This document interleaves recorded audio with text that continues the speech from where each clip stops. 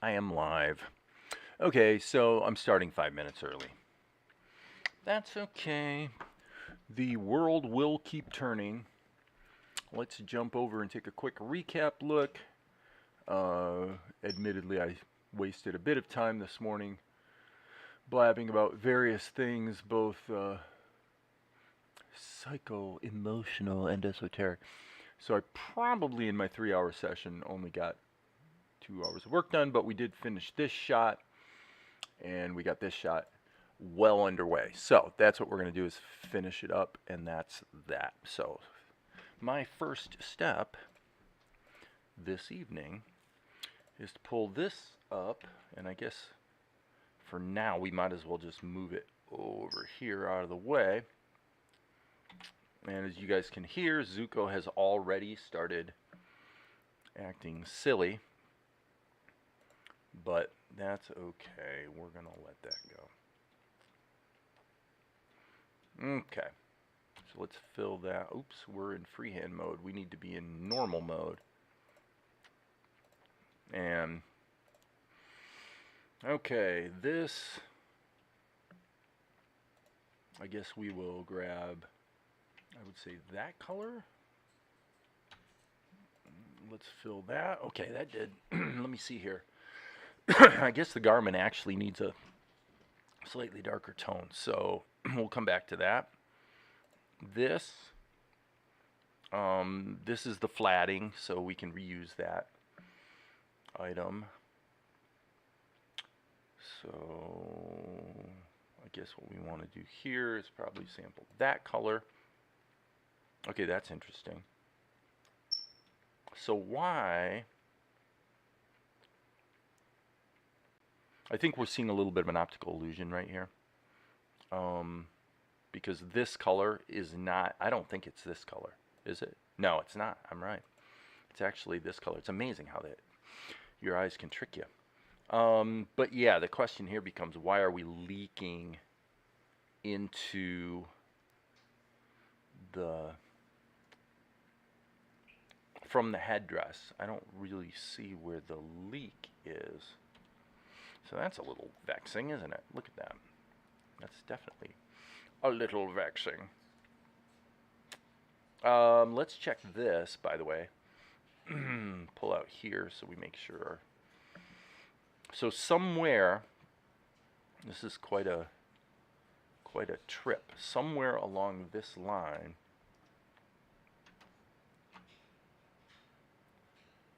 there it is. Well, that wouldn't be it, though. That's going from the garment into this area.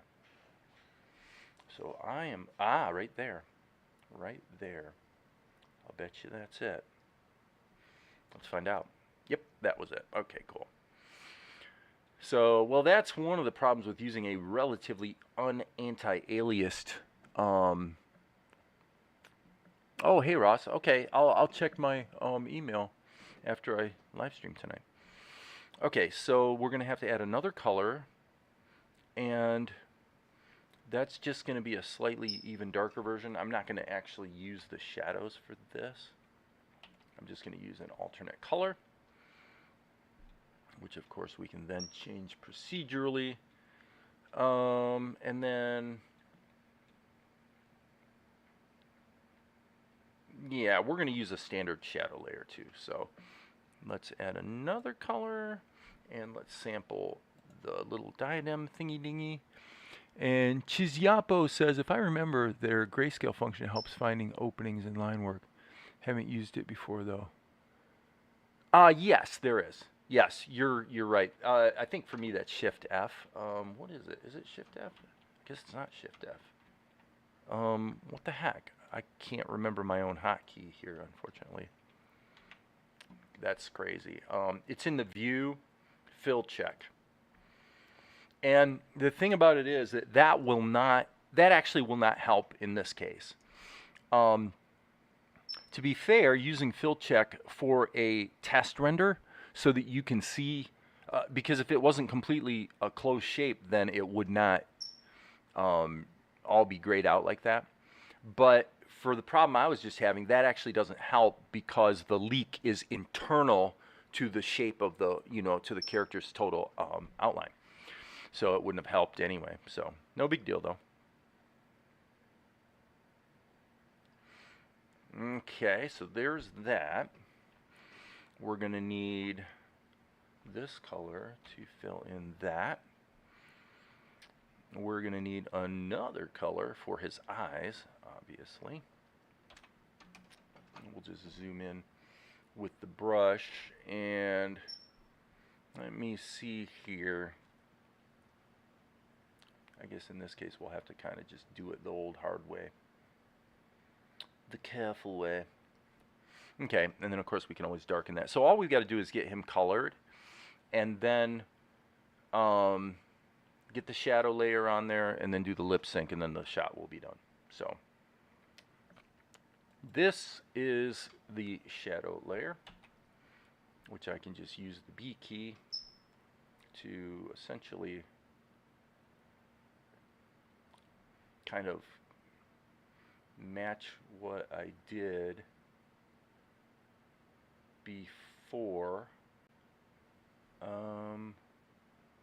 This is definitely going to be a little trickier than in Krita. But that's part of the reason I'm doing this today, is I'm testing certain workflow things to see if, just to compare, get myself back in the groove here and compare Krita versus Tahoma. Other than flipping the canvas, for the most part, I'm definitely preferring Krita, and I'm pretty sure I'm going to wind up back over there on the next shot that I do. Just saying. Okay, so unfortunately, now one thing I'm not going to set up masking to keep the shadow behind him. Partly because the shot's so dark that if there was a flaw, you really wouldn't see it. But more importantly, I'm just using a brush to put the shadows in, so why not just be careful? I mean, that's basically what I'm doing. So I want to go to my scene. It's kind of sad that I haven't been in Tahoma in a while, and I believe it's scene settings. Yes, enable column color filter and transparency for rendering. Okay, so now, there we go. So now, and by the way, you can be in the rendered preview mode when you're doing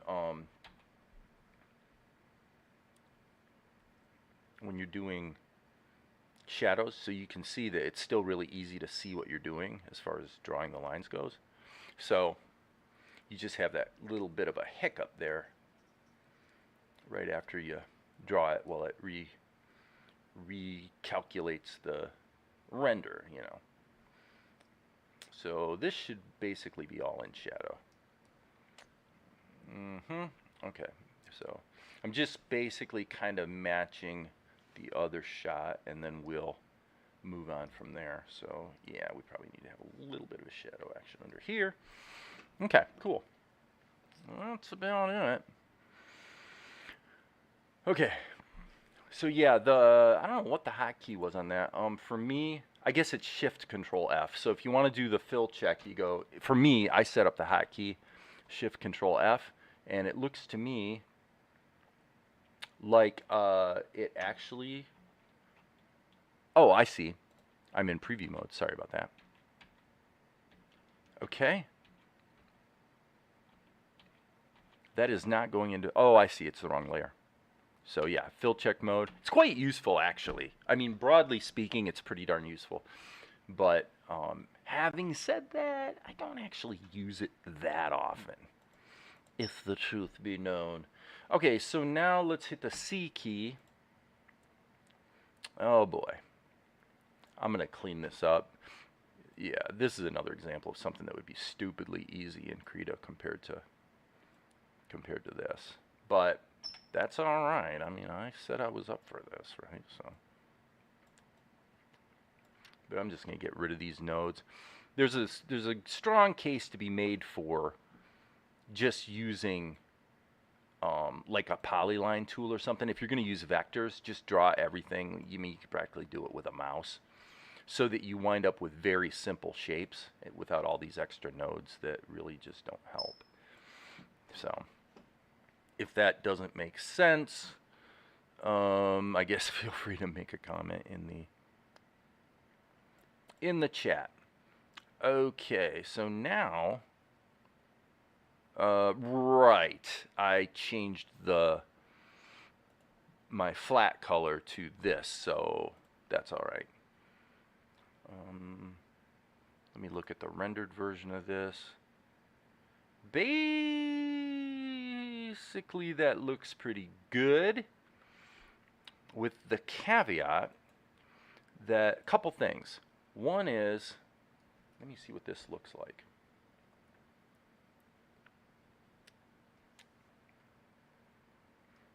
What if I just do that manually?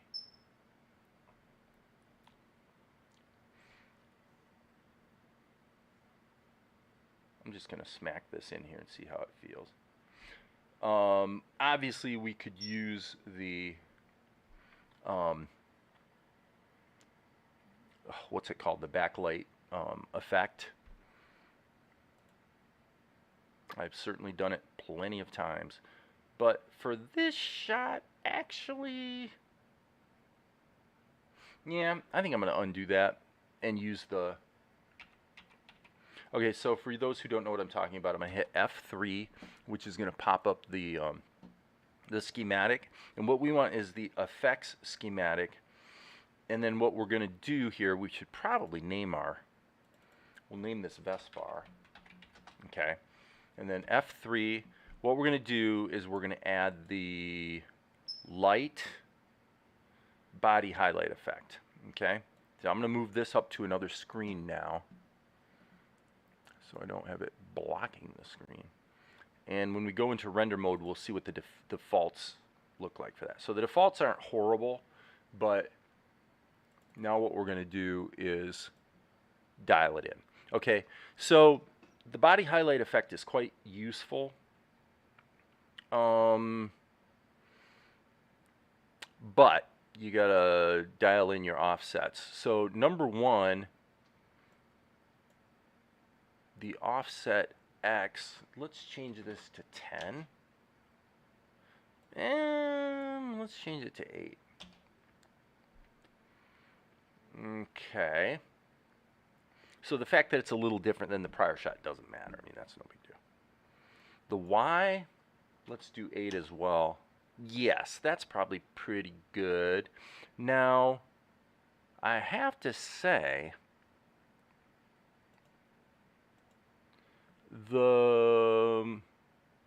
let's make this -8 actually. Yeah, this is a tricky one because I actually want a little bit of the backlight on both sides if I can. Let me see what happens. Let's try a couple things. Okay, if we go with 2, let's see what that does. Yes, if we go with 2, but then bring the Y to 12, that pushes the Y-axis down and makes the X just kind of hug the edge. So I like that because I'm getting a little bit of a highlight here, here, here. That's pretty much what I wanted. So cool. So you can see when we're not in render mode, you can't see it at all. You can't see that effect.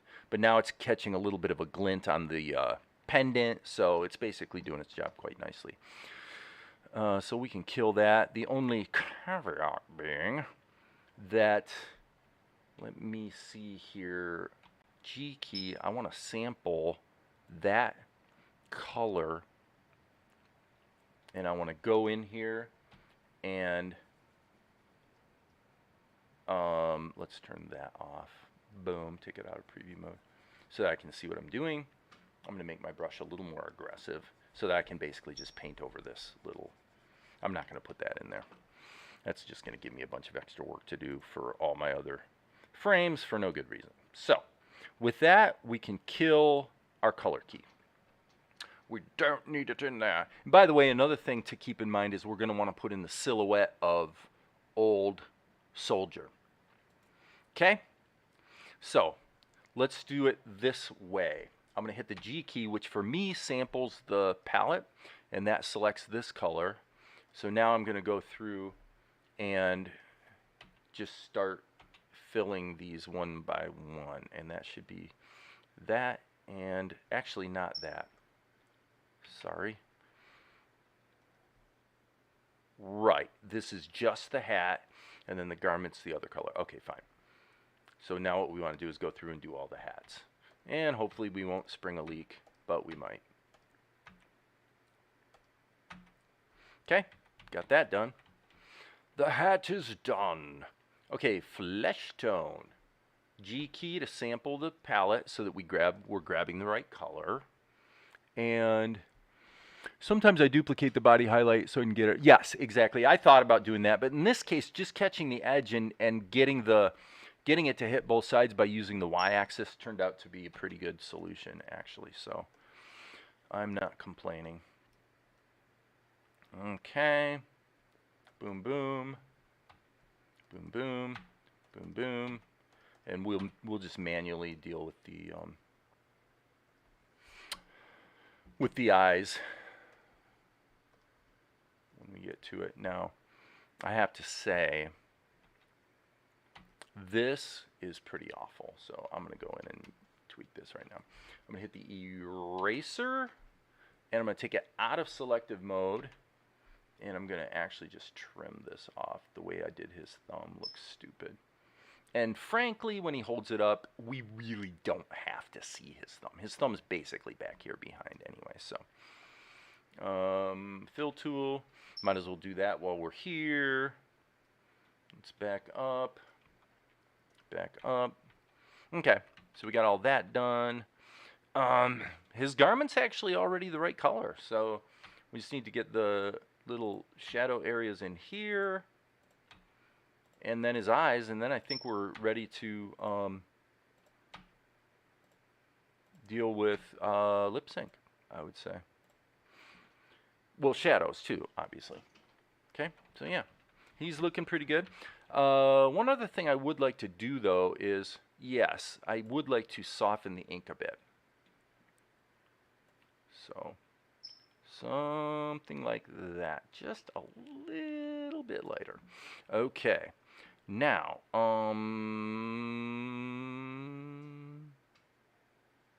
that's the eye color. I'm going to actually name that so I don't get confused looking at this. This is actually transparent. A little confusing for the uninitiated. But yeah, I'm going to go in and just do this the hard way. I'm just going to manually paint these.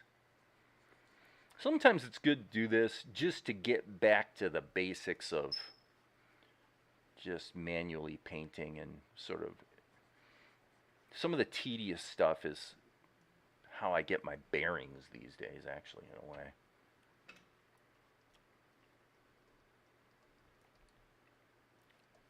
It just feels good to do it carefully, you know? Okay, and obviously we can all see these, we can see some of the background color leaking through.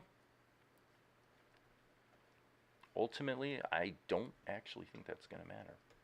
But it might. If it does, we'll fix it. Okay, now we got the same kind of wild-eyed concept, and probably we're going to want to darken the eyes, although we'll see. Once we get the shadows on there, they might look fine, actually, so we'll just have to check it out once we get there. Check it out once we get there, people. And again, Zuko's being a little bit naughty today. Oh, it's amazing how intuitive he is. You know, he knows I'm not in a great position to be constantly dealing with him right now. Kids are very intuitive that way, and you might be surprised to discover that so are parrots. It can be a bit annoying at times. And it's not like it's a crime to chirp, you know. I mean, to him, he's just trying to participate. He just wants to be part of the conversation. Don't you, Zuko? I know what's going on with you, buddy. You just want to be included. That's understandable. I can't condemn you for that. but it still is a little irritating, right? So get that in there, and then I think we're good. Okay, shadow time. Let's save our work. Save early, save often. Go back up here.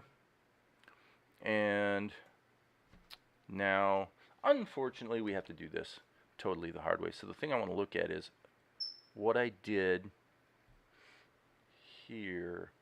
Basically, I put a little bit of an edge here and then smacked all the way around here, and then I'm assuming this is all lost in shadow. Actually, this is probably all supposed to be in shadow. So yeah, no question that this is much harder than to do correctly. Just, you know, spitballing. Shadows in Krita are like boom, boom, boom, 1 minute later you're totally done. I mean, it's that quick. This is, by comparison, quite a bit more tedious. But part of that's the shot, though, as well, I must admit, because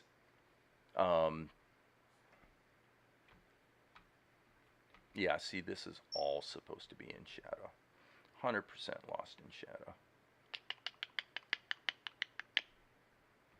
Okay, and see, you get this overlapping going on that is quite distracting, but when you render it, you don't have that problem. So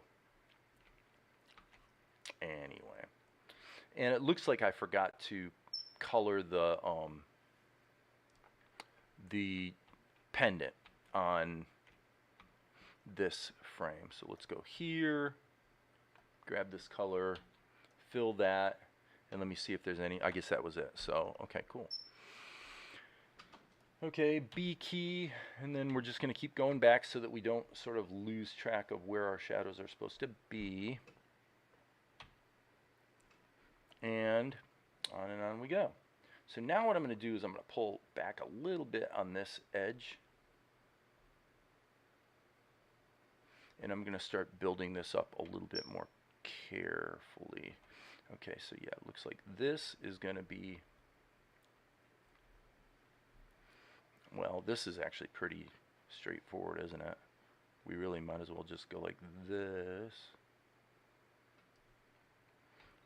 And then the only thing I'm missing is, of course, his face is supposed to be largely in shadow as well. This should be in shadow. Okay, keep going. This one, I'm going to hit a duplicate and see if it almost works. It almost works. So there's that. Remember, we're clamped to here, so this is what we're actually seeing with the camera. So I'm going to zoom in here, and I'm going to hit the eraser and basically just erase this one.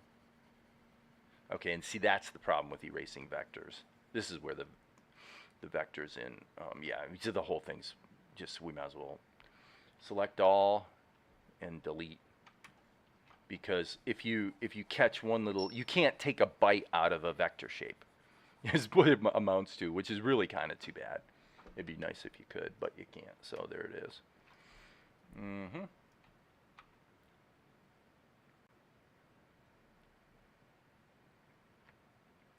You cannot take a bite out of a vector shape. Okay.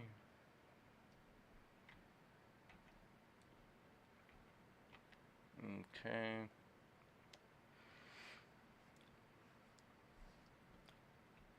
Yeah, what I don't like is that the idea that, well, I guess we could put it in render mode. That solves the problem.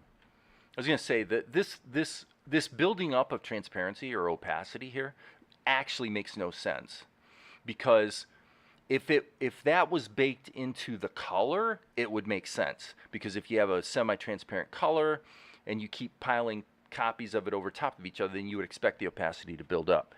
But if you have a solid black and the opacity is being dictated by just the column level, then this idea of overlapping levels of opacity literally makes no sense. And in every other application, that is not what would happen. It would simply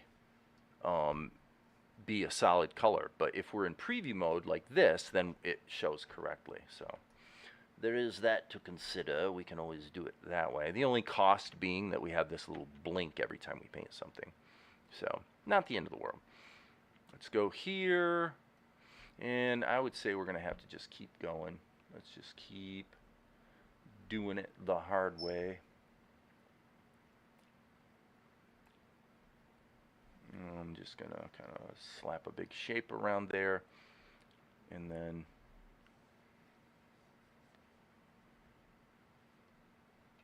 okay, that'll work, other than this is kind of deficient. And we want some bit of tooth in here. Okay, there's another problem, which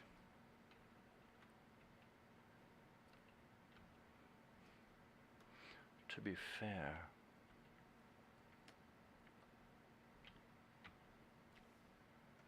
the brush I created for drawing solid color shapes in Krita actually does the same thing. This type of thing where, well, okay,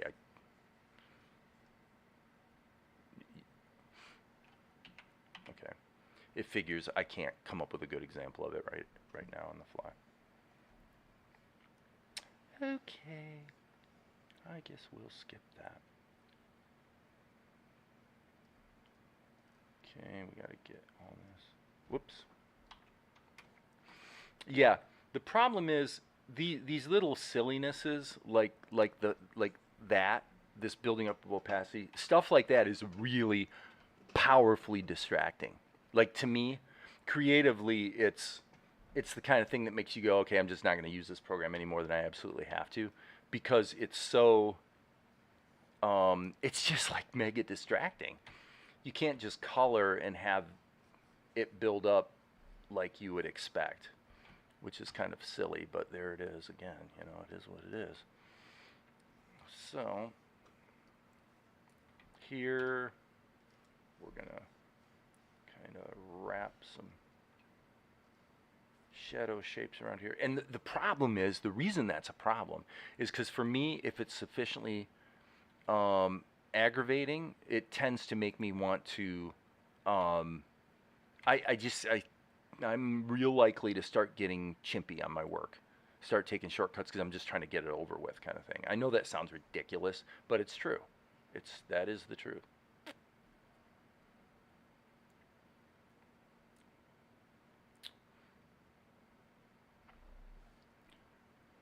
So I don't mind the blink that you have there every time as much as I mind the ridiculous opacity buildup that, again, I can't emphasize enough, from a technical standpoint, literally makes no sense. There's no reason the program should be doing that. In fact, to be very accurate, there were past versions of Tahoma where it did not do that. And this, I think this was a bug that reappeared in whatever this is, 1.2, I think. And gonna put a little bit of shadow action there. And then, hey guys, we're almost done. So, we're almost done.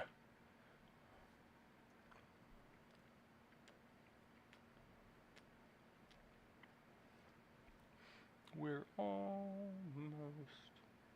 done.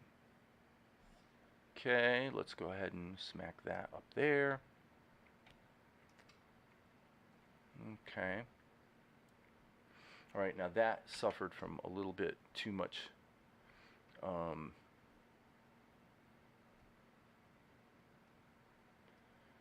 curve.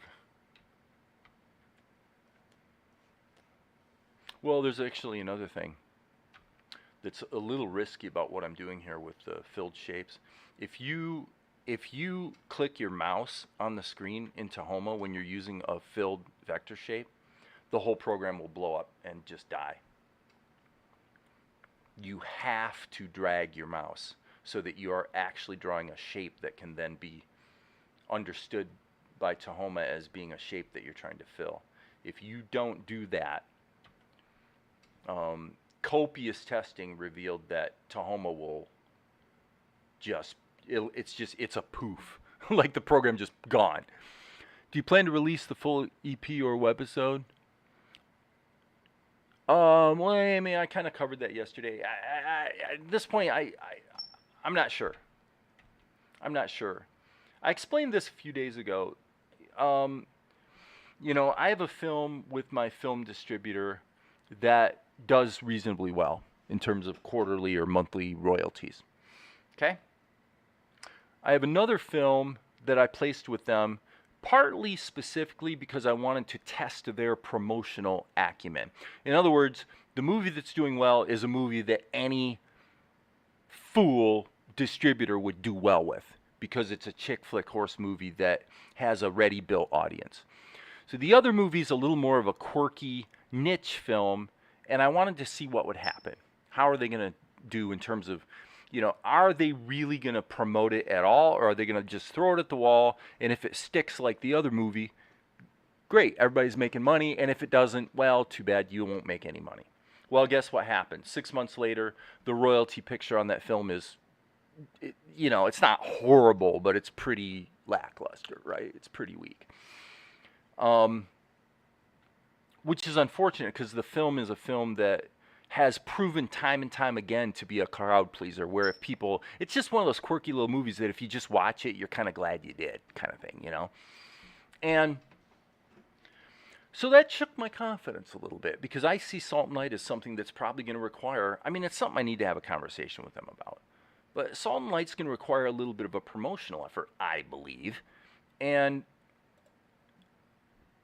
I don't know. I'm leaning towards just going ahead and releasing it, but I haven't firmly made up my mind, and there's nobody putting a gun to my head to make a decision today. So, meanwhile, it's obviously people can watch it because it's on YouTube, right? So, if you want to be technical about it, Chris, it's already been released. They've already been released. They're on YouTube, episodes 1 and 2. So we're working on episode 3 now. Okay, what do we need to do? Lip sync? Yeah, Claire exactly. Yep. Did you ever watch it? Well, you might have a different opinion too, but my experience with that movie has been people usually get some giggles out of it, and it's a pretty decent movie. So, okay. How did it switch to that? I think I want to use Tighten Up. Okay. Okay, and it won't let me. Every time I try to create a new level, it's determined to start it out with this particular index. So that's okay. We're working with it. Okay, so I need to look at Vespar's dialogue. Normally we give him 1/2 of a second.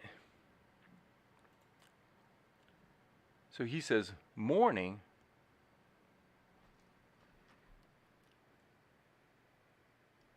More.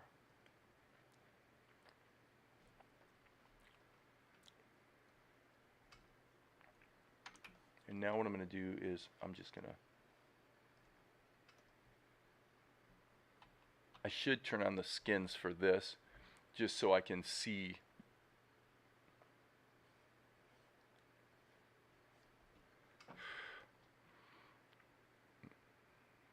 Okay, so he says, morning, are you trying? Okay.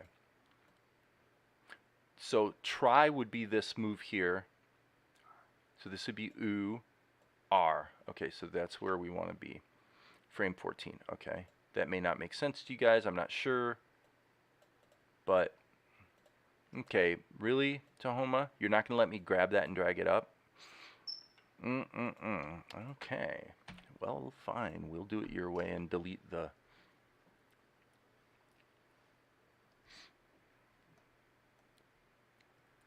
Are you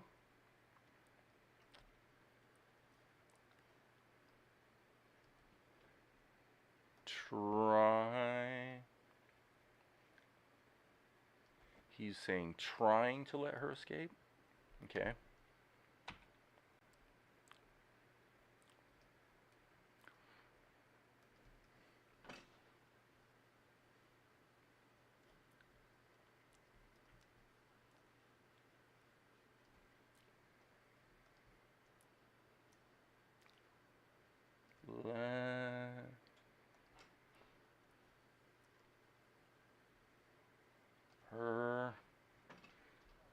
I don't like that at all.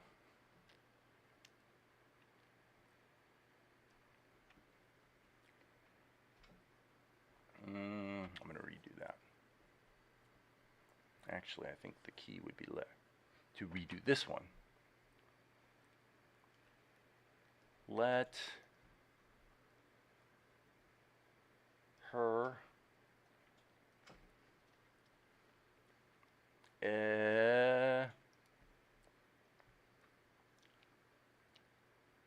escape.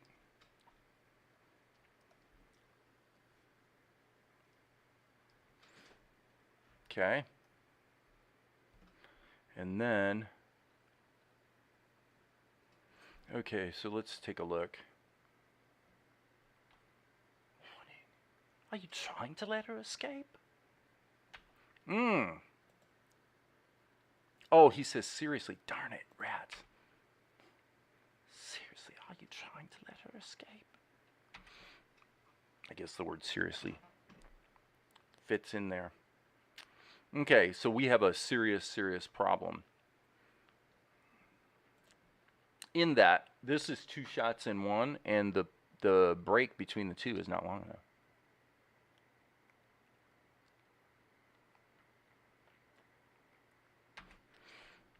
So that's no big deal. What we need to do is hit Alt down arrow. We need to move all this down.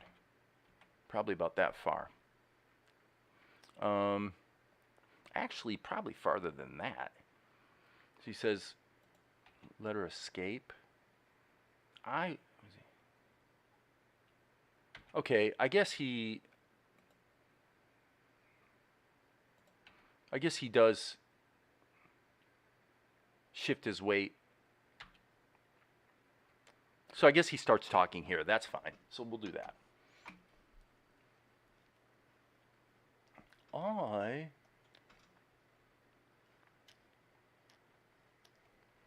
He says,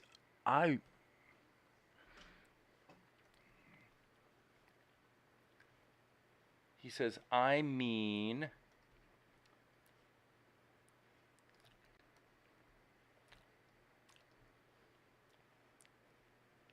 I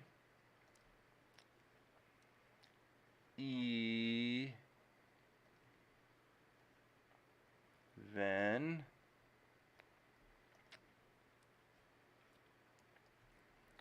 this probably should be an open mouth, actually.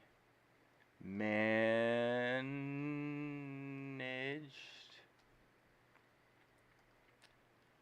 to, I know this is probably tedious as anything for you guys.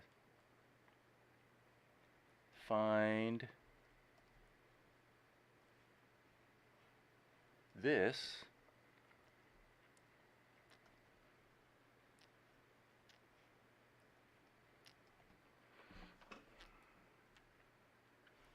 boom. Okay, so now what we've got cut into the show already is going to be broken because we're adding frames. So, no big deal. Let's turn off the skins and get these babies filled right now.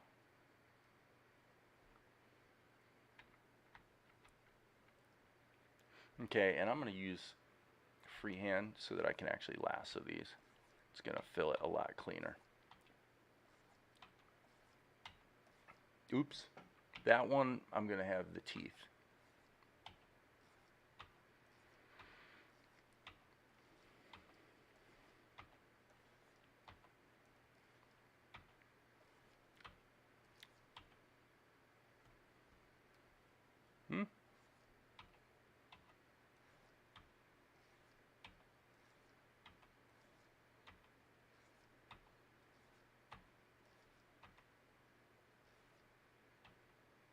Okay, and now what we're going to do is we'll use this color.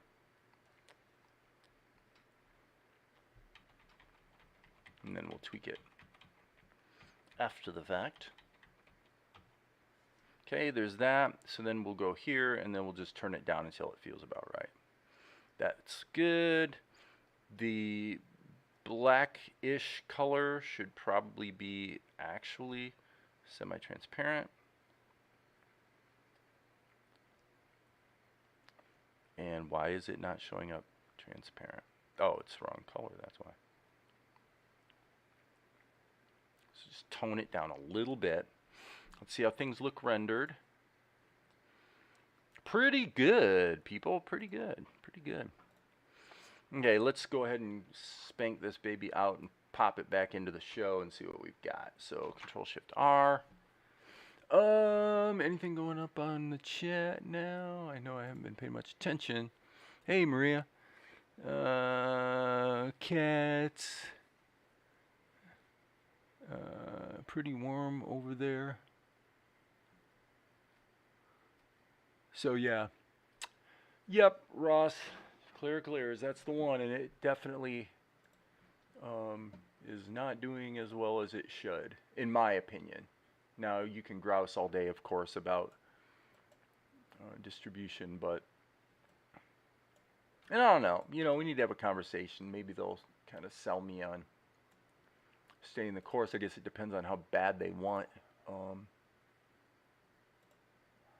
Salt and Light, you know. So this is going to be 8 frames per second. By the way, I need to switch over to here. Sorry about that, you guys. And 34, smack that in there. This is going to disable resample. Okay, let's look at what he does. Tobias shows up.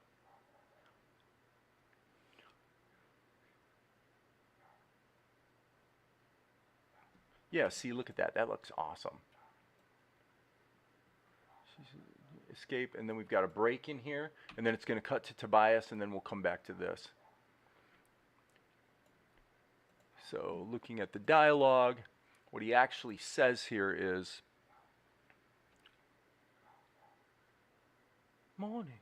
Seriously, are you trying to help her escape? I mean, I even managed to find this."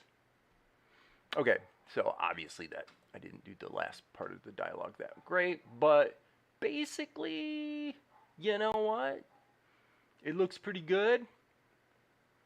In terms of the latent tension of dealing with the software, I have to say I was having more fun over at Krita, so I think on the next shot I'm going to jump back to Krita and just kind of probably stay there for the most part. Okay, so let me look at this. Let's switch back to here, and I did not actually mean to switch to Krita here. Although, to be fair, we could steal the soldier silhouette. Yeah, there we go. Let's go ahead and steal this. And this. We can do it this way. Let's get rid of everything except these. So for our purposes, we probably should put them in a group and then hit Control C and then undo,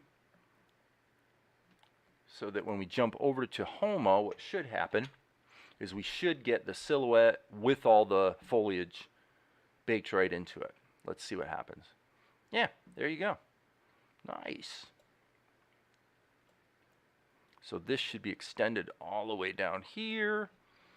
And, you know, again, I'm not going to complain too much. I mean, this was a reasonably fun experience, but it wasn't as fun as the previous 2 shots. That's just the way it is.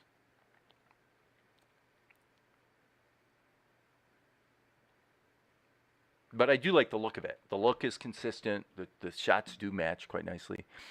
So I cannot complain. Let me go ahead and render that into the show, and then we'll take one more quick look and then see what time is it? 6:10 Eastern Standard Time. And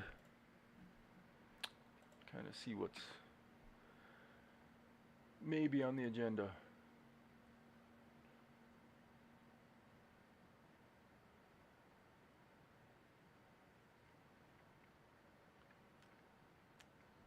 Okay. So, according to the script, we've got Tobias looking concerned about Vespar's attitude. So, here's Vespar. Let's just play with that for a moment. Let's go here, and let's kill this. I'm not going to save the changes. There really shouldn't be any reason to. And let me switch back here. And, of course, I'm always complaining about software. So, why Krita keeps shrinking this thing? I don't really know. It's kind of strange.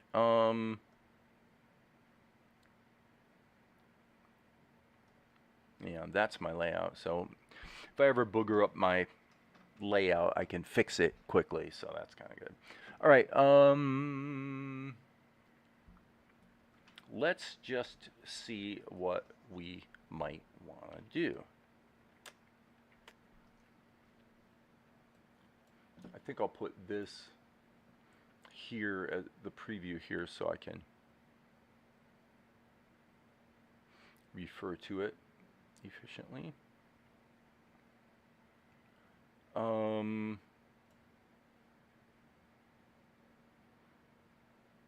There's a million ways we could play this.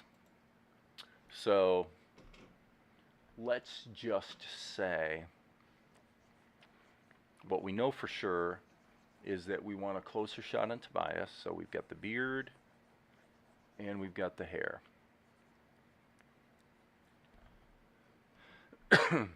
Okay. Excuse me.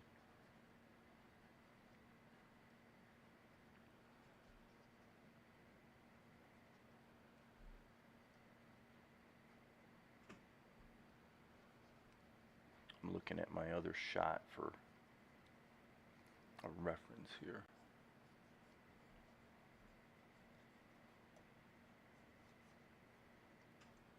Okay, that's not too bad.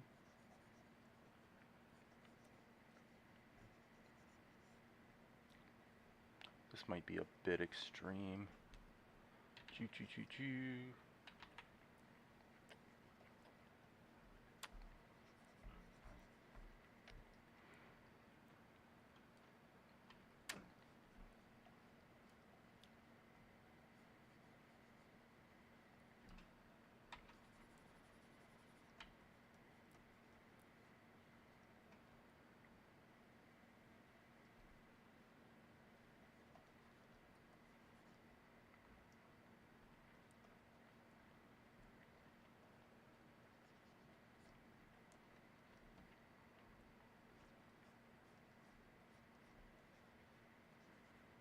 Okay,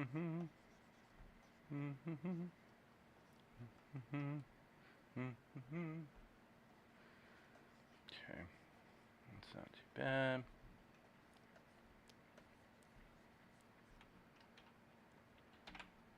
Okay, so this is going to be, we'll call it 0305. New folder 03-05. Boom, boom. This is 03-05. And control. Actually, we need to put one keyframe in here. So we can then. This is probably only going to be 24 frames. So we'll be liberal and give it 36. And our render location should be 3, 5. Delete 5. Nope. 03-05.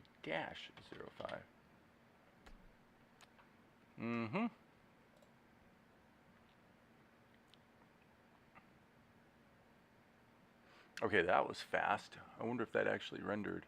I'm going to look on my other screen at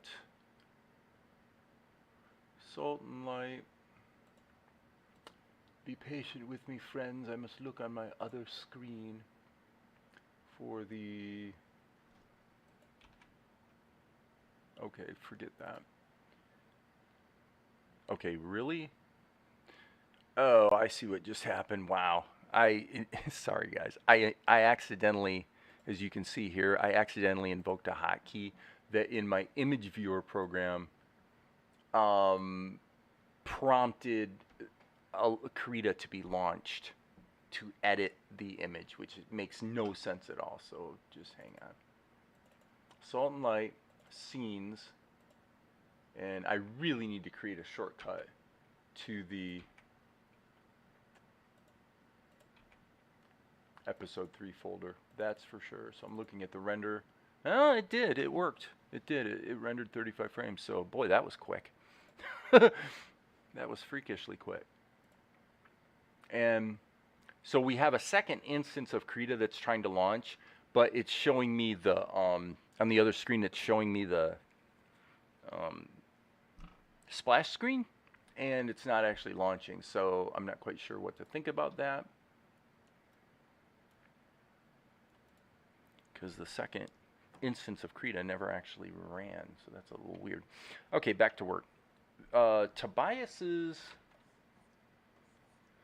eyebrows are kind of, they're fairly thick eyebrows. Okay.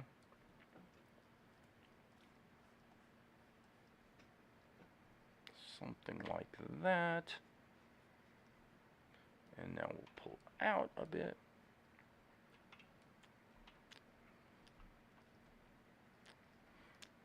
Yeah, that's a pretty good rendering of Tobias, actually. I would say. I find it fairly satisfactory. Okay, we can see some problems, though, when we flip our canvas. Definitely.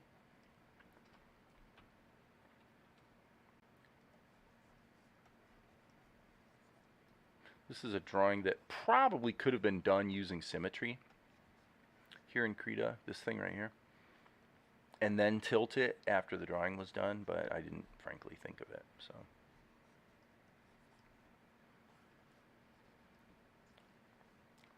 M key. Okay, so let me just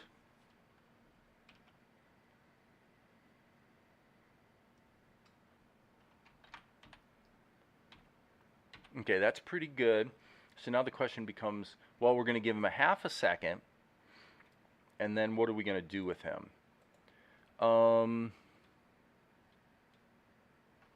It really should be boom. Okay, this needs to be 8 frames per second. Sorry. 8 frames per second. We'll change this to 36. Okay. Back to the beginning. Boom. Bap. Okay, so yeah, I think we should give him 1 second. All right, so let's go. Let's just assume we're going to have a simple motion tween, and then we'll have him land.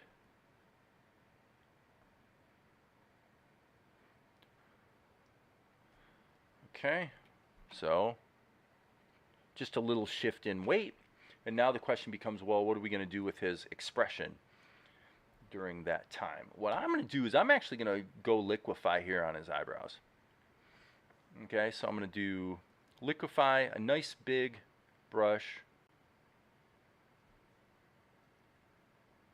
and I need to redo the selection here, but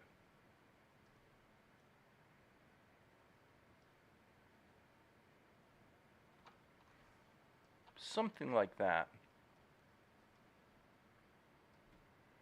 Let's see how that feels. Boom. Yeah, that's okay. And then here we'll give him an eye blink. So this is just a little intermediate shot of a reaction. No big deal. So I'm putting the eye blink on the tween. So pretty simple, quick little shot of Asher, or I mean of Tobias. And I'm gonna go ahead and squinch his under his eyes after that too. So it's gonna be boom, boom. Okay, and this is gonna be 3, I would say 3 frames. Let's do it again with liquefy. So I'm just gonna go a little squish here, a little squish here. A little squish here, a little squish here. Okay, we'll ignore, there's some distortion here to this little sort of wrinkle. That doesn't matter. We just want to get the motion kind of feeling right. And it's also obviously changing the shape of his pupils. That's okay, as long as he's moving correctly. So I'm going to save my work. And I'm actually going to render it too and cut it into the show. Because at this point, we can go ahead and see how this is going to work in the show, right? So let's jump over here to the edit. And then we're sticking this in between these two shots. And we're probably going to do a push in on Tobias as well. So here's render that, open the sequence, pop it in there at 8 frames per second. And right there it is. And then my sense is, I'm just looking at it here, my sense is that we're probably going to want to actually speed it up a little bit.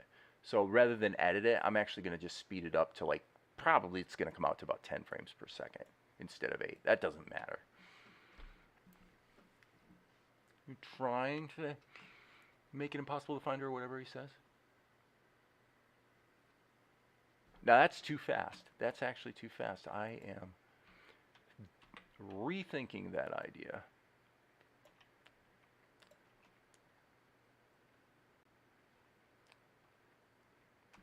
Okay, we'll end it about there, and then we'll go here, and we're going to do a slight push in on Tobias. I keep wanting to call him Asher. Push.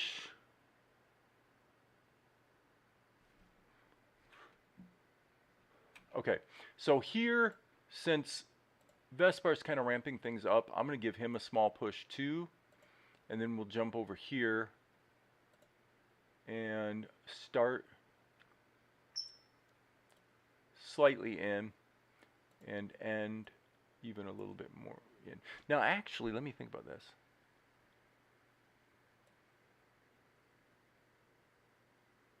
No, I mean that feels pretty good. Actually, that feels about right.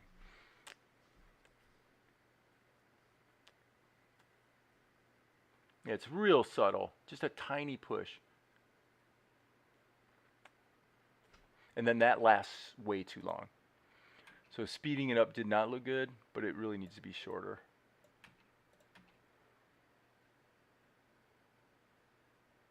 Yeah, and actually, I'm going to extend that again just a little bit.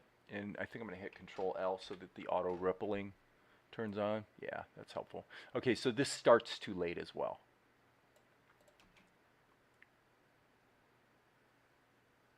Boom. Okay, that's still just like 2 frames too long.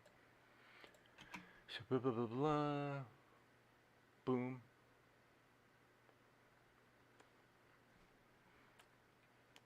Cool. I like it. I like it. I can't complain. So let's come back here. And there we go. So if we put Tobias's eyes, let's just think about this. Think this through for a second. If Tobias's eyes are put in their own layer, then really we only need to draw one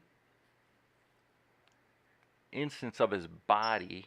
We can use the free transform tool to move it, because it's really just a little rotation, and then you've got the kind of the squint effect on his eyes. So pretty straightforward. So let's go ahead and save our work, and we'll call this ink, and then we're going to put this in a group, and the group is going to be Tobias, because ultimately we're going to need a group for the the background as well.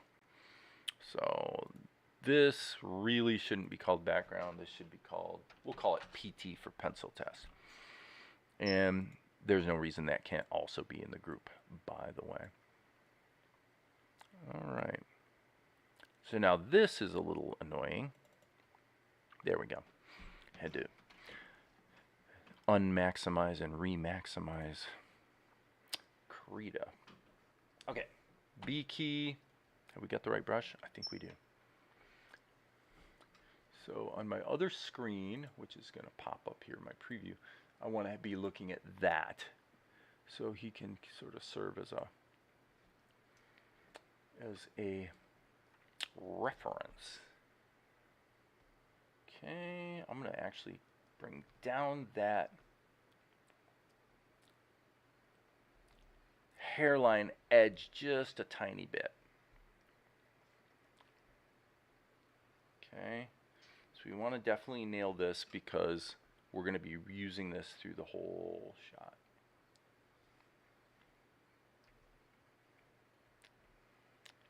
Okay, and now what we're going to do is flip it.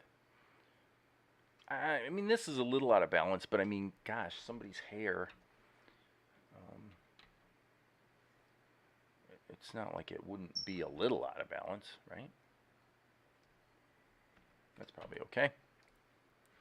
All right, now we'll go get the bridge of his nose in there. The wrinkles can stay where they are. We want to kind of go into Alex Toth mode here and keep the line work very simple. Sounds like Zuko's deciding to get all chirpy again.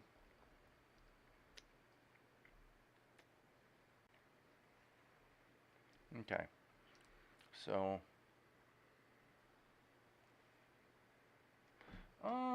actually for him, I want to keep this fairly level. So there's that, and then this kind of comes down like this with a gentle indication of his sort of Amish beard edge border thing. Right? Right. Then this hair comes back behind, as does this. And let's zoom out and get this sort of shoulder accoutrement that he wears. Okay, and unfortunately we're going to have to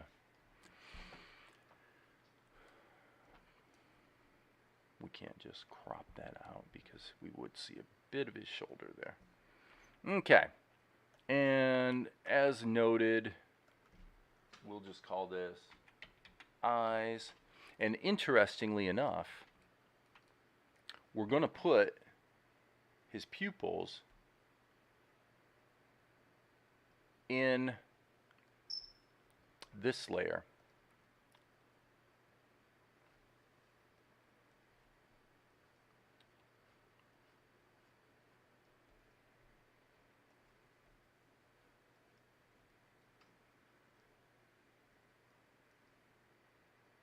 Okay, I don't remember from episode 1 if I ever really delineated the color of his eyes, but I guess we'll put in another layer for brows as well. We might as well. They're just going to wind up being animated independently, and we might as well just make our life easy. So, okay. So there's Tobias, and I'm not completely sold on this. And so I am going to actually chop these back a bit. Yeah, well, I screwed it up anyway because I put half of it in the one layer and half of it in the other layer, which is like quintessential dumb. So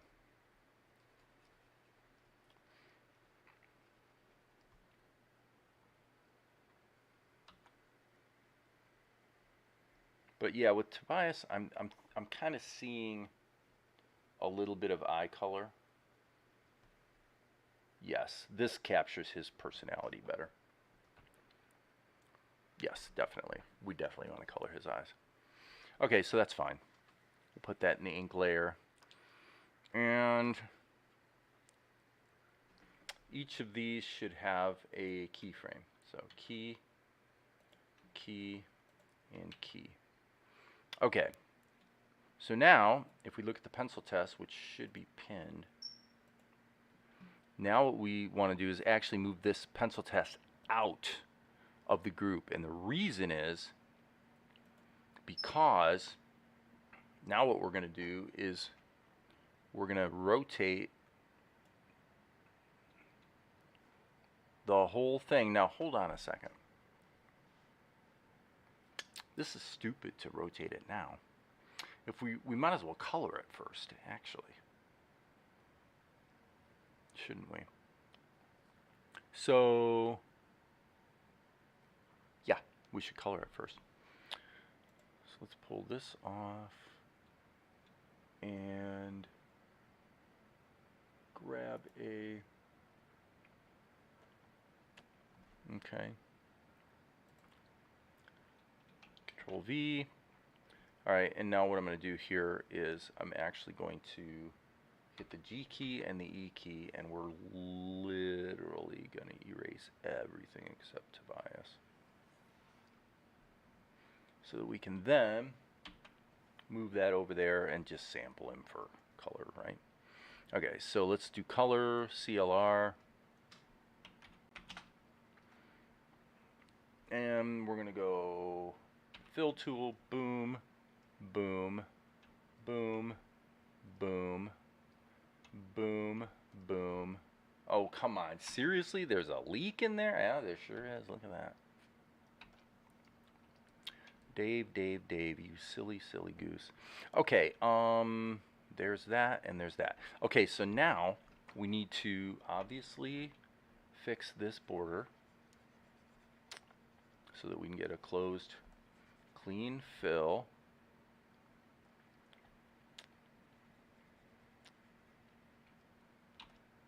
Oh, come on. Really, Dave? I'm going to have to probably wrap it up before too long because I'm starting to get a little impatient. And it's not going to be prudent for me to be working if I'm in too impatient of a frame of mind. Okay. Now we can go ahead and touch this up a bit. Definitely a little scratchy edge on that. Okay, so now, let's go ahead and fix this as well. We'll just pretty it up by hand. And then, what I'm thinking is the browse layer, we might as well go into behind mode and fill these. And so for the browse, come on, the browse, the color is baked in. All right, now I'm going to look at episode 1. And we really didn't ever see him up close. But the implication was that his eyes were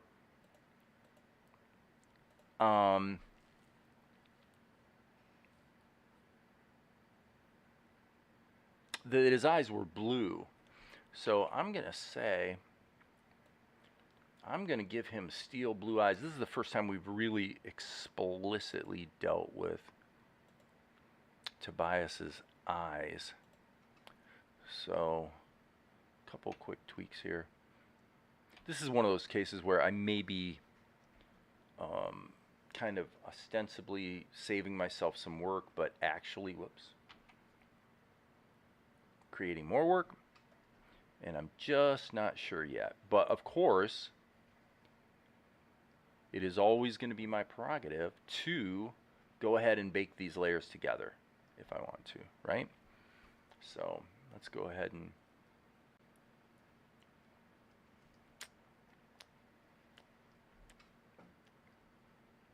go back to normal mode.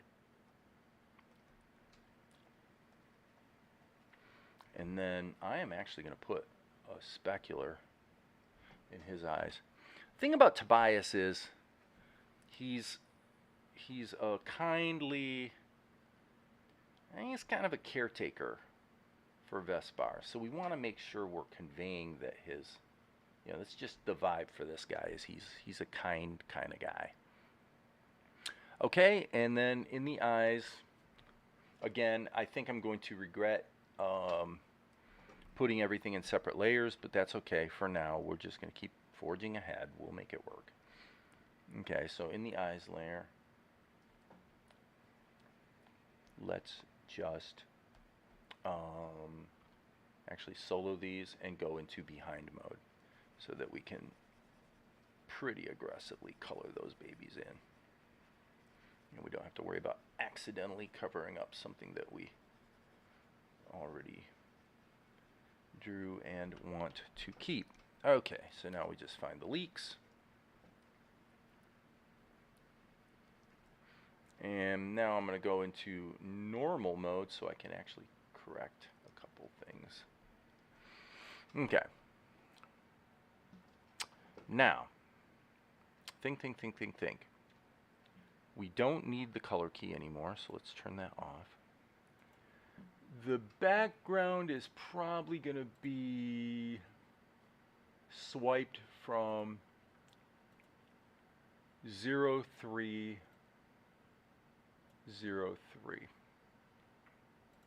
Okay. Oh, there's that shot that was wanting to pop up. So I'm going to open up 0303.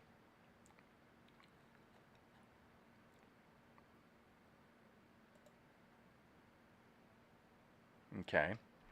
And what I'm going to do is just grab the background, Control C, which should just take it from the clipboard, just the same way we would if we were pasting it into Tahoma. Yeah, there we go. Okay, so that's fine. And then we will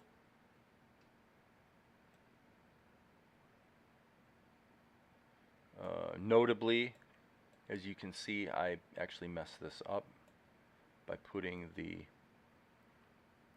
fills on the wrong frames. So we'll fix that right now. Okay, and then back to our background. So this is BKGD for background. And as you can see, okay, wait, we've got even more mistakes. Okay, stop everything. Stop. Okay.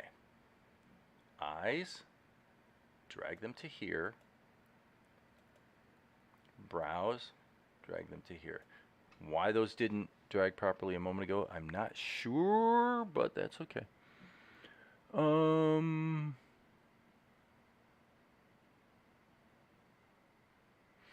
Okay, so here we forgot to take care of that. And we'll just kind of, I think we can safely fudge that. And then we've got essentially a little bit of a, something like that. Okay. Save your work. Okay, the color layer, Control Insert, should probably have a keyframe. And now that we've done all that, we can turn this back on. And I thought I changed the layer name to background, but maybe I didn't. Maybe I only changed the internal layer, not the group. So I am going to merge the group. There's no reason for that to be any other way, and I think we probably can just keep the background as it is.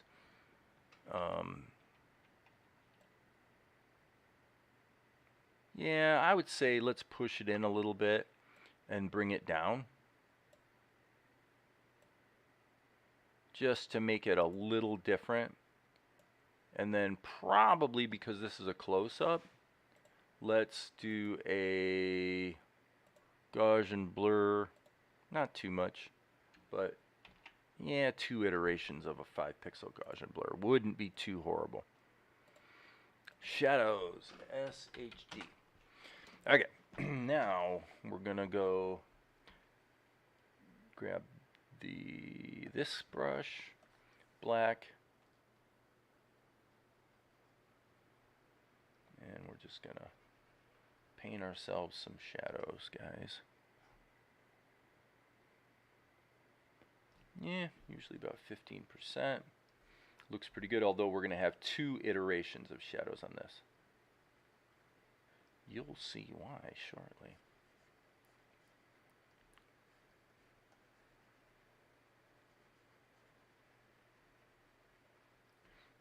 have the actual cast shadows, and then we'll come back and catch the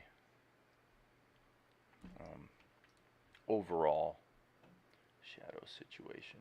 So this, really, his eyes kind of need to be in shadow, frankly. And of course, I always reserve the right to change my mind.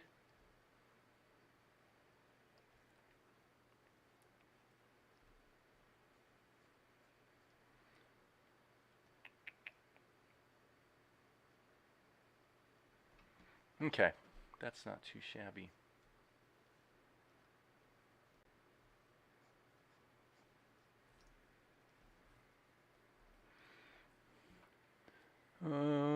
Hey Mikhail, have you retired recently with the success of your Udemy course? Has he retired? Oh, I'll bet he has. And why not? Why not retire? Okay, probably a little bit of a shadow action there and there would be fine. And save our work. Okay. What I would say is that I don't want to tilt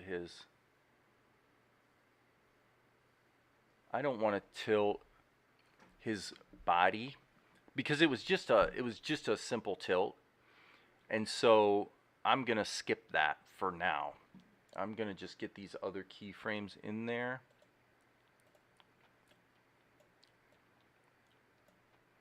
So I believe there was something like that, which of course reveals a major flaw. So let's kill this, and as you guys can see, we need to go to our color layer and fix that problem. Probably should have thought of that, but I didn't. So there we go. Okay, put the browse back in. And here we need to be on the browse layer. Kind of important, friends. And what I was going to do is kind of make this go like that.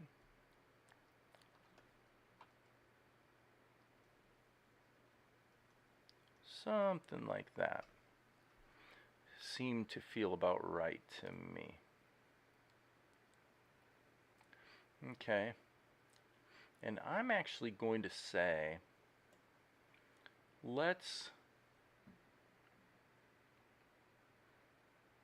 actually, another thing I want to do, I think I want to pull that back a bit.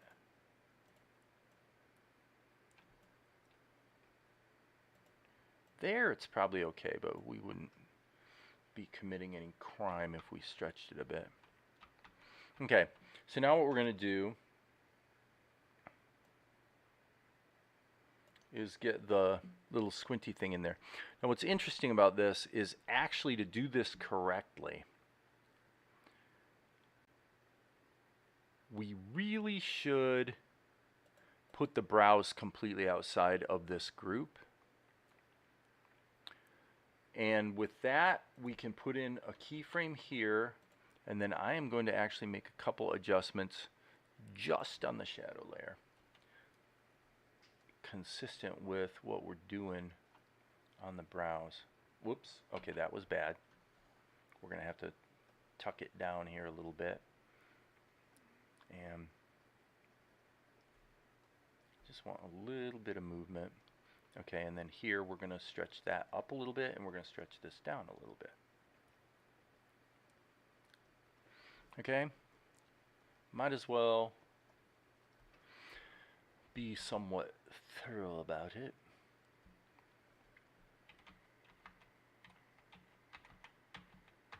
Okay, so now we put these other little bits here, and this would be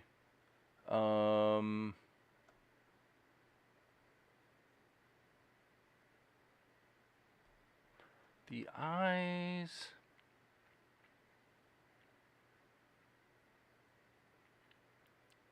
I guess this is kind of the quintessential example of you try to save yourself some work and then it becomes confusing, and it's probably more work and harder to just do it the hard way. So let's do this the simple way. The simple solution to the problem right now with the eyes is actually to just paint into them. I think. Let me solo them. Okay, well, actually, strike that. Strike that. I could be wrong. This is a bit of a dyslexia moment for me, guys. Yes. So the problem with the eyes has to do with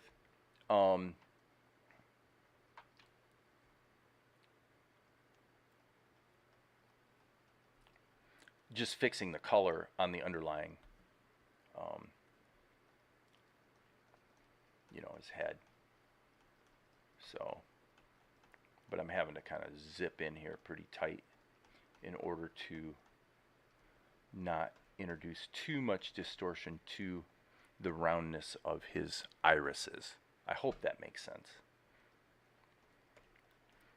The color problem is going to be easy to fix. So that's why I'm coming down quite a ways here below it to smack that up. Okay, and so now we can go to the color layer and go back here, hide the eyes, and you guys can see the problem, obviously.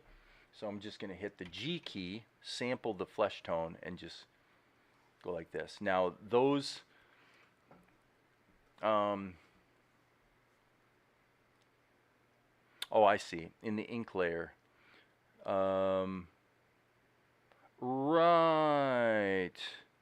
Okay, actually, you know what? I'm gonna solo the ink layer. I'm gonna actually delete these as well. So just GE, done. Okay. So that we can then go into the eyes, and here's what I'm gonna do. I'm gonna take just a little bit of a gentle brushwork here, and then as it goes around here, we'll just use the lines to help clarify the shape. It just looks good, you know.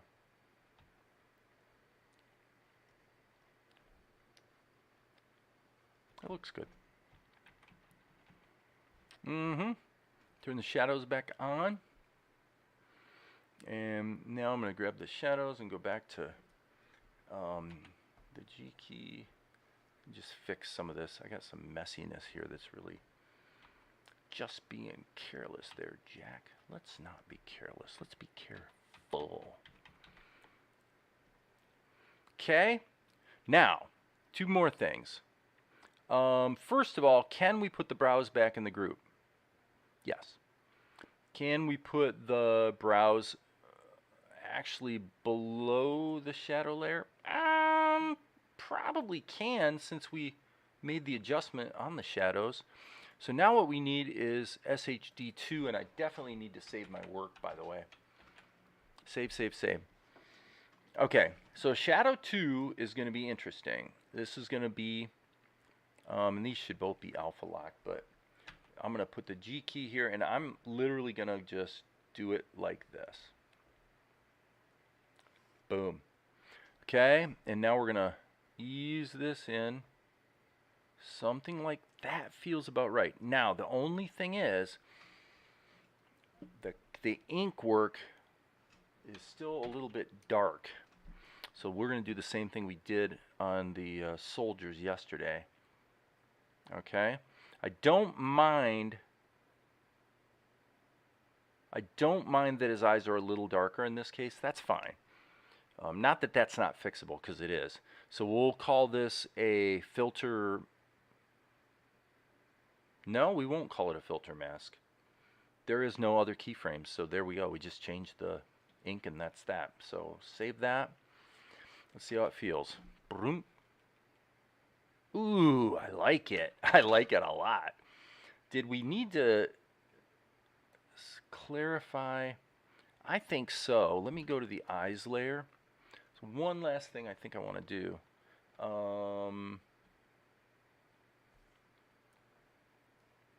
Yes. So I'm going to hit the B key and then make this a dark charcoal. But yeah, I'm going to just, right here we're losing the bottom of his eyes a little bit, at least when it's at actual screen size. And I can see another flaw there, by the way, on the shadow layer. So let's go to shadow. Well, actually, we need to make sure we make that the correct color.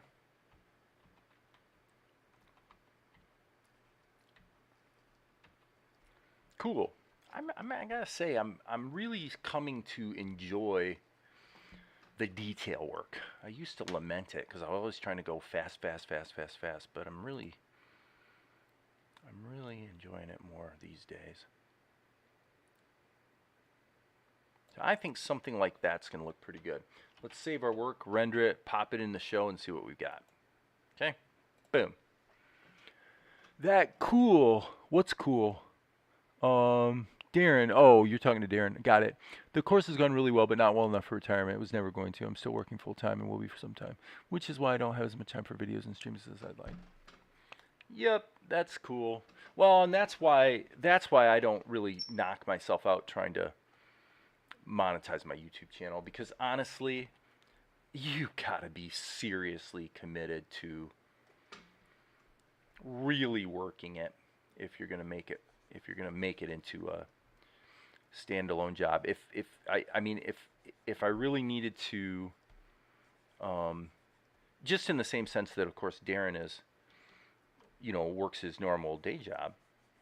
Of course I have my commercial clients, and if I really wanted to ramp up the money situation, I wouldn't try doing it on YouTube. I would just go find some clients. I'd just go make some sales calls and do it that way. Because doing the YouTube thing, at least it's a wonderful tool, but as a standalone, as a way to make a living, it seems like it'd be a bit of a tough gig. Okay, so this may not look like it makes perfect sense, guys. And I could be deciding not to do it, but there it is. Now we're going to turn that into alpha lock mode.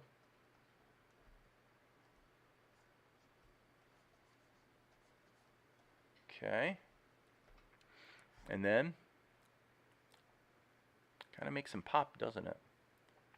Makes him pop a bit. It's such an inexpensive way to add production value. And frankly, in this case, I wonder about something. I'm going to actually double this layer. Not alpha lock this one. And then blur it big time. Okay.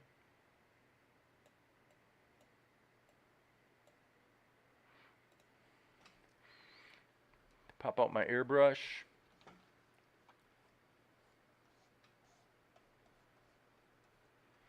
I'm probably not going to keep this. I'm just playing with it. But what if you did something like that, slapped it into edition mode, or perhaps even overlay mode.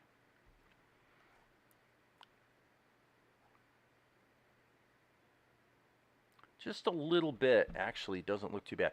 Okay, so now having done that, I need to make sure that every single one of these layers has at least one animation keyframe, because there's something we forgot.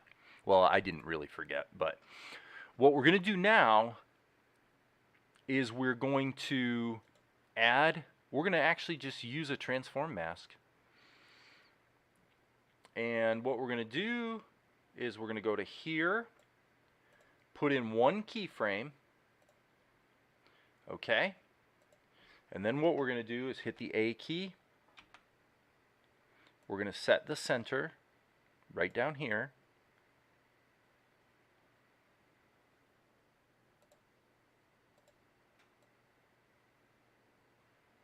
Okay, so you can see a little bit of a problem there, obviously on the edge, which means here we're going to actually tuck him down just a little bit.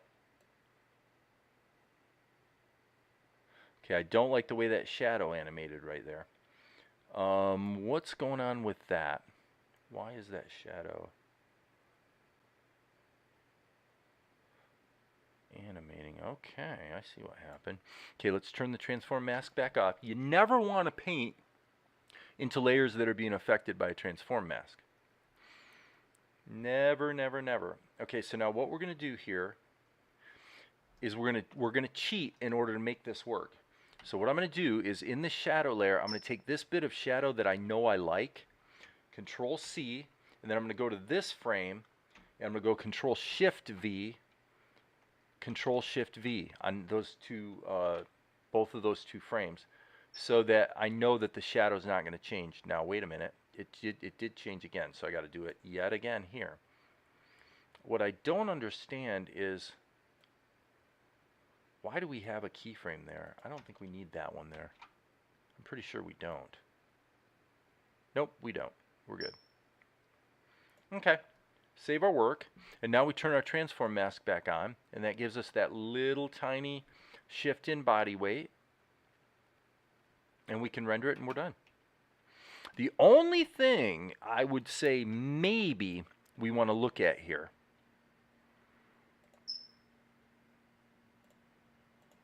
and let's move that up.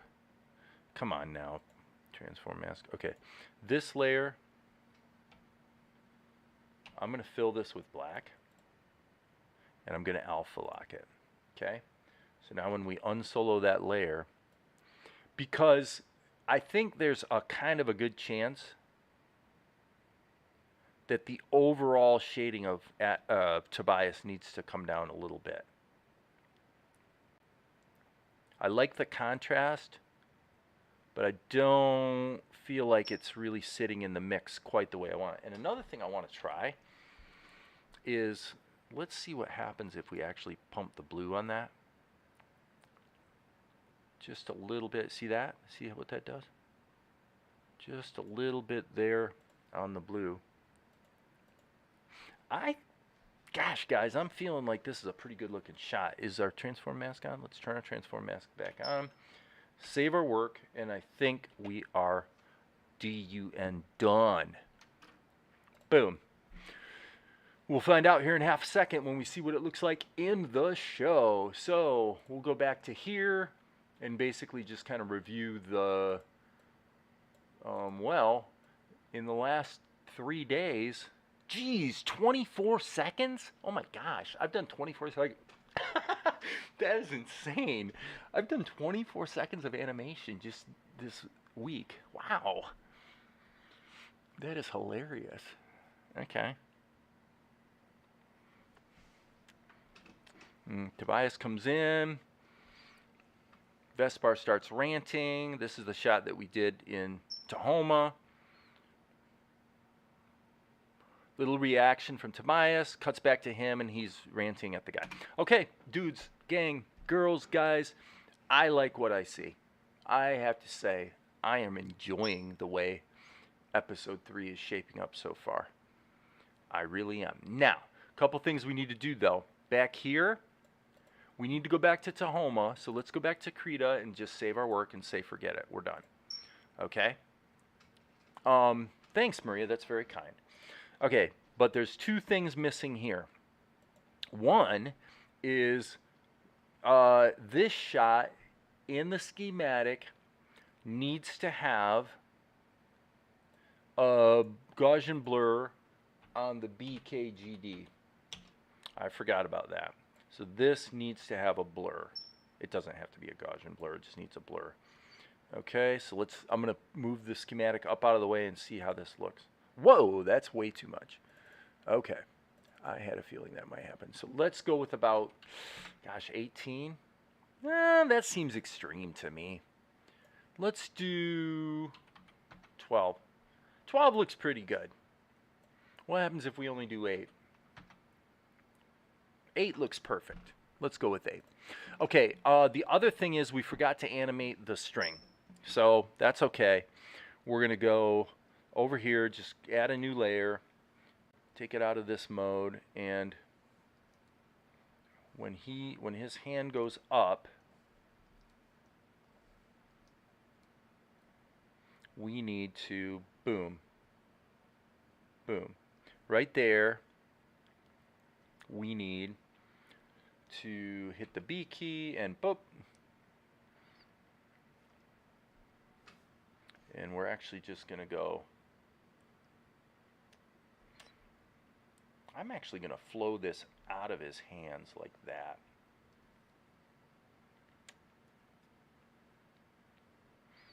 And I'm going to turn on the skins.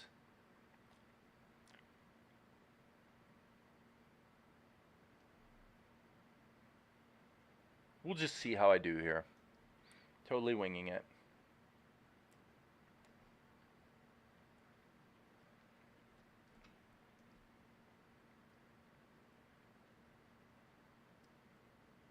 Totally winging it.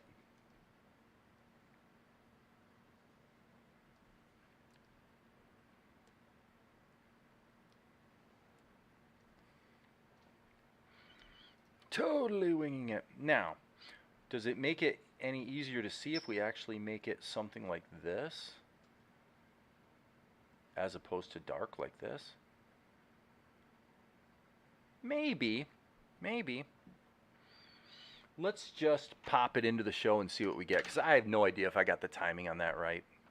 I'm just at 8 frames per second. I really just don't have any idea. So here's the shot. Here it goes. Okay, well, it disappeared at the end, obviously, and that's bad. And I would say that the light color is bad. The light color is bad. Let's go with a dark color, and then let's extend this to the bottom of the scene. But actually, I think, as far as the animation goes, I think we're okay.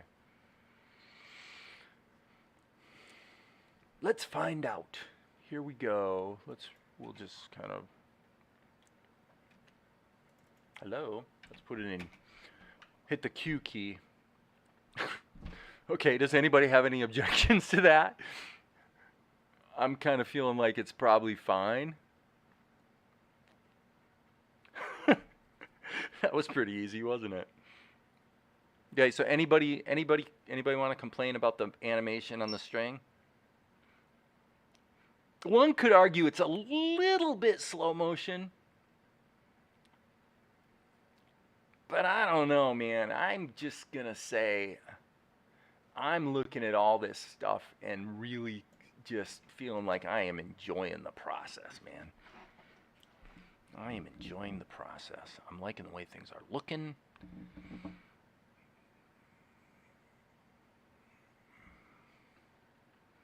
But I will say that I'm having more fun. Like, this was way more fun to do than the Tahoma shot.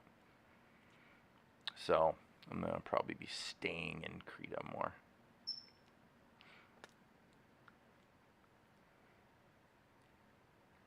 One more time through, and then I'll stop looping it.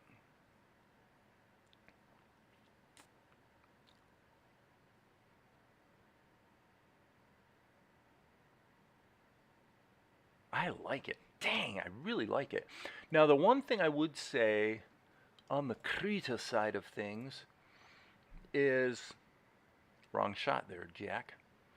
I do think the tint on Tobias should be actually a little harsher. Yep. Control R. I am going to pop that into the show and then just give it a look, because it's just feeling like he's popping a little too much. So let's just see, because it might turn out to be too blue too. Nah, that's better. That is better. But it is a bit too blue. So let's back the blue off a bit. That's easy enough to do. Let's just go M key and grab the blue. You can see, pretty easy. We just have to, I love what you can do with curves in Krita. Krita's curves are so much more powerful than most programs.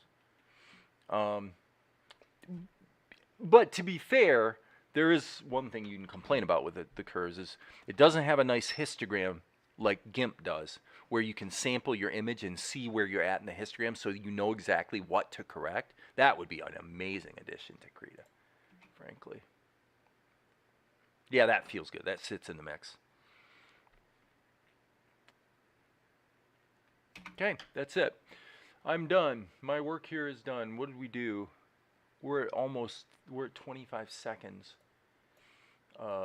this week.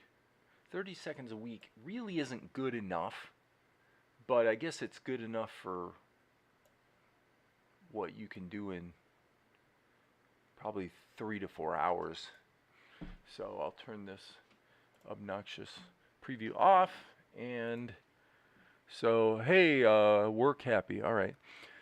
Okay, so guys, that's it. I am done. I'm sure I'll be back tomorrow. I'm just cranking away on this stuff, and as you guys know, there will be more later.